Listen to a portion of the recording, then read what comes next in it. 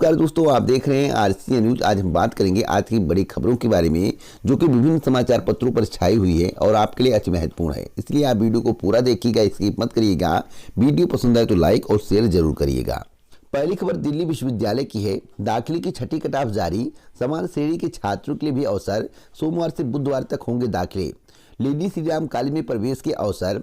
Gargi college में समान वर्ग के विद्यार्थियों के लिए संभावनाएं। हंसराज और हिंदू कॉलेज में समान छात्रों के लिए अवसर खत्म। वेंकटेश्वर कॉलेज के लिए समान श्रेणी में अवसर खत्म, आरक्षित श्रेणी में बाकी। मिरांडा हाउस में बीए ऑनर्स इंग्लिश व बीए इकोनॉमिक्स में मौके। अगली खबर है दिल्ली पुलिस भर्ती परीक्षा को लेकर। दिल्ली पुलिस की भर्ती परीक्षा में साल भर गिरोह के 9 गिरफ्तार, 2 आरोपी दिल्ली पुलिस में सिपाही, गृह मंत्रालय आयकर विभाग में तैनात 2 फरार। अगली खबर लॉकडाउन से बेरोजगार होने के बाद बन गए सुपारी किलर। आपको बता दें कि लॉकडाउन में काम बंद होने और नौकरी जाने से बेरोजगार हुए 2 युवक सुपारी किलर बन गए। आरोपियों ने 1.5 लाख रुपए लेकर जंगपुरा के एक कारोबारी पर गोली चला दी। कमर में गोली लगने की वजह से कारोबारी बच गया। अपराध शाखा ने शुक्रवार को दोनों आरोपियों बालजीत नगर निवासी हनी उर्फ चिंटू और मेरठ निवासी पंकज उर्फ तरुण को गिरफ्तार कर लिया। अगली खबर छात्रवृत्ति को लेकर है। छात्रवृत्ति के लिए शिकायत निवारण सेल में करें संपर्क। आपको बता दें कि 7 दिन में होगा शिकायत का निवारण। आपको बताना चाहता हूं कि कोरोना महामारी के दौरान छात्रों की दिक्कतों को समझते हुए ऑनलाइन शिकायत पोर्टल पर छात्रवृत्ति संबंधित आने वाली शिकायतों का निवारण 7 दिन में किया जाएगा। हालांकि यदि किसी छात्र को फिर भी छात्रवृत्ति संबंधित दिक्कत है तो वे 01129581119 पर फोन करके संपर्क कर सकता है। अगली खबर छात्रों को राहत, 2 किस्तों में जमा कर सकते हैं फीस। आपको बता दें कि कोविड-19 महामारी के दौरान जामिया मिल्लिया इस्लामिया में छात्रों को बड़ी राहत दी है। विश्वविद्यालय और स्कूल के छात्र वार्षिक और सेमेस्टर फीस 2 किस्तों में जमा कर सकते हैं। दिल्ली की है 1350 पदों की स्वीकृति। आपको बता दें कि दक्षिणी दिल्ली नगर निगम में डोमेस्टिक वेंडिंग चेकर कर्मचारियों के 1350 पदों की भर्ती के लिए स्वीकृति मिल गई है। इस संबंध में निगम की स्थायी समिति की बैठक ने प्रस्ताव पर मुहर लगा दी है। दरअसल निगम के विभाजन के बाद दक्षिणी दिल्ली नगर निगम में डीबीसी कर्मचारियों के 1350 पद आवंटित किए गए थे। अब इन पदों पर भर्ती की जाएगी, जो कि बहुत अच्छी बात है।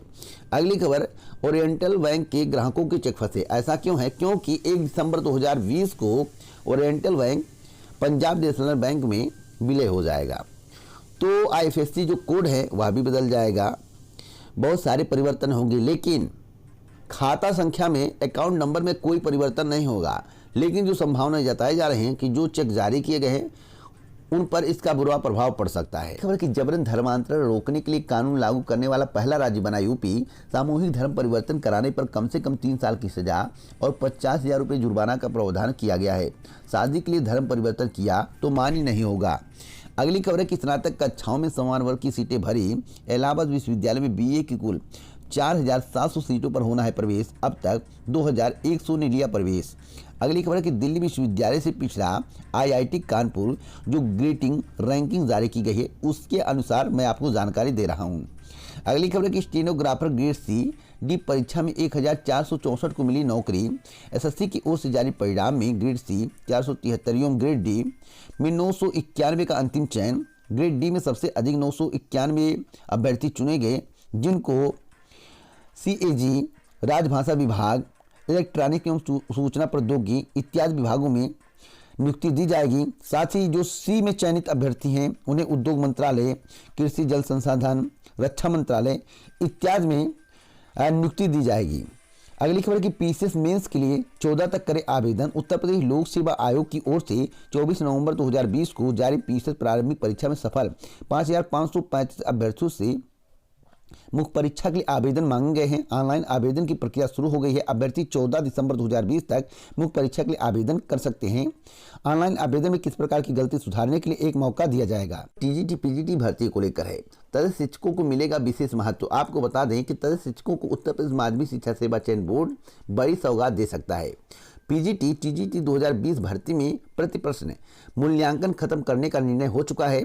अब तदस्थ शिक्षकों के लिए अलग से परीक्षा पर मंथन चल रहा है। उन्हें दिए जाने वाला वेटेज भी बढ़ाया जा सकता है ताकि वे आसानी से नियमित हो सके। तो यह तदर्थ शिक्षकों के लिए गुड न्यूज है। इसके संबंध में अगले माह ये निर्णय सार्वजनिक होंगे। तदर्थ शिक्षकों को राहत देने के लिए संशोधित विज्ञापन जारी करने में समय लग रहा है। नया विज्ञापन दिसंबर के दूसरे पखवाड़े में आने के आसार हैं। अगली खबर, बीएड प्रवेश परीक्षा सीट आवंटन आज से 30,000 से अधिक अभ्यर्थियों के पंजीकरण के बाद चॉइस फिलिंग का अंतिम मौका समाप्त। अगली खबर यूपी SSSC की है, उत्तर प्रदेश अधीनस्थ सेवा चयन आयोग की है, जो कि 2020 में किसी भी नई भर्ती का विज्ञापन जारी नहीं किया है। नंबर 1 का आयोग है उत्तर प्रदेश का। एक कदम आगे 2 कदम पीछे।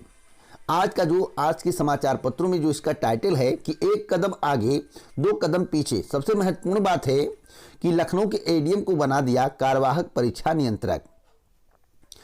जो परीक्षा नियंत्रक पहले थे उन्हीं को कार्यवाहक परीक्षा नियंत्रक बनाया गया है। जो नए परीक्षा नियंत्रक को उत्तर प्रदेश अधीनस्थ सेवा चयन आयोग में पदभार ग्रहण करना था, वे अभी तक पदभार ग्रहण नहीं किए हैं।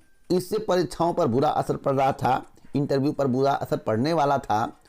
तो आप सभी को देखते हुए शासन ने शनिवार को आनंद फानन में राजधानी लखनऊ जैसे बेहद संवेदनशील जिले के अपर जिला अधिकारी विपिन कुमार मिश्रा को कार्यवाहक परीक्षा नियंत्रक का अतिरिक्त प्रभार सौंप कर जिम्मेदारी पूरी कर ली है। इससे अंदाजा लगाया जा सकता है कि शासन की नज़र में आयोग की क्या महत्ता है। देखिए, कुछ भी करें, मैं गारंटी के साथ कहता हूं, अगर पेट लागू होगा तो एक भी भर्ती पूरी नहीं होगी। आप इसको नोट कर लीजिएगा।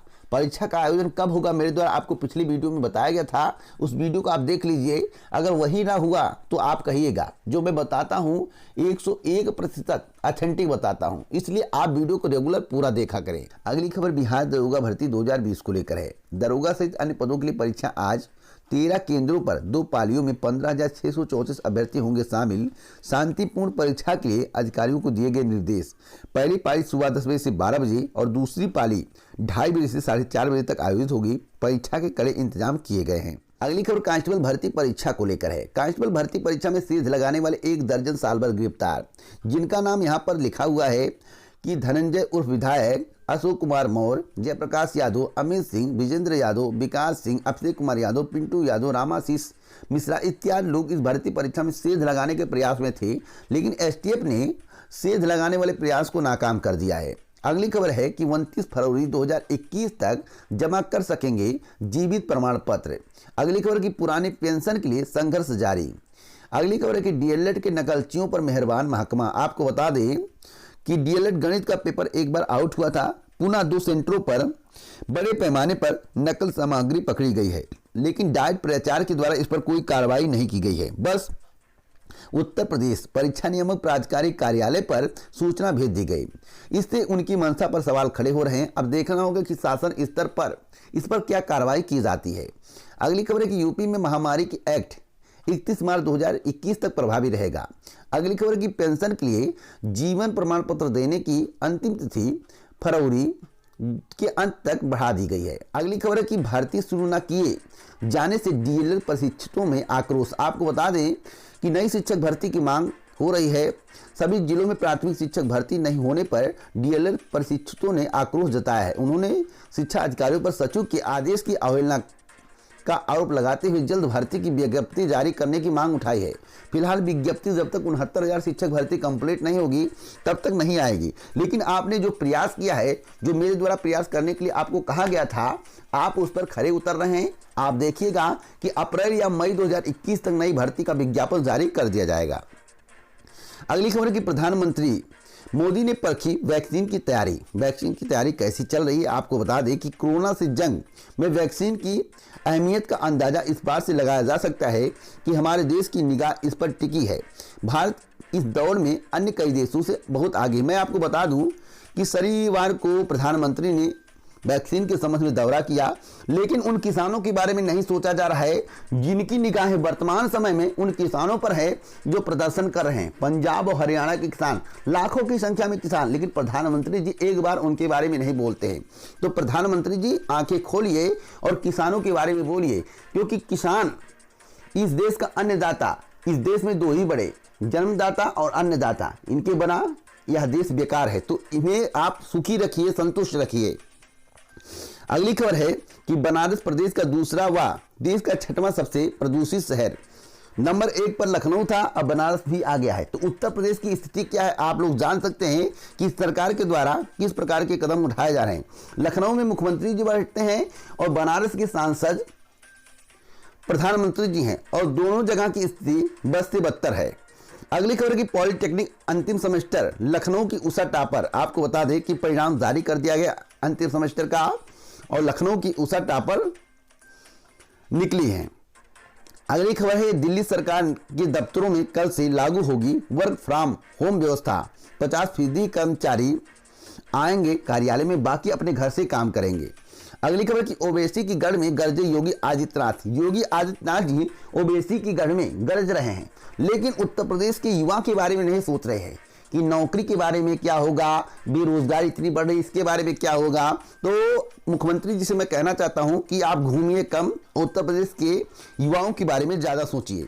आप अपने प्रचार प्रसार में लगे हुए हैं, लेकिन युवा परेशान है। उत्तर प्रदेश अधीनस्थ सेवा चयन आयोग द्वारा अभी तक किसी भी नई भर्ती का विज्ञापन जारी नहीं किया गया है 2020 में, तो आप इसके बारे में सोचिए और पेट वट का चक्कर मत फंसाइए, सीधे भर्ती निकालिए, नहीं तो पेट के चक्कर में कोई भर्ती नहीं पूरी होगी तो 2022 में आपको वोट नहीं दिया जाएगा। साफ शब्दों में मैं कह रहा हूं।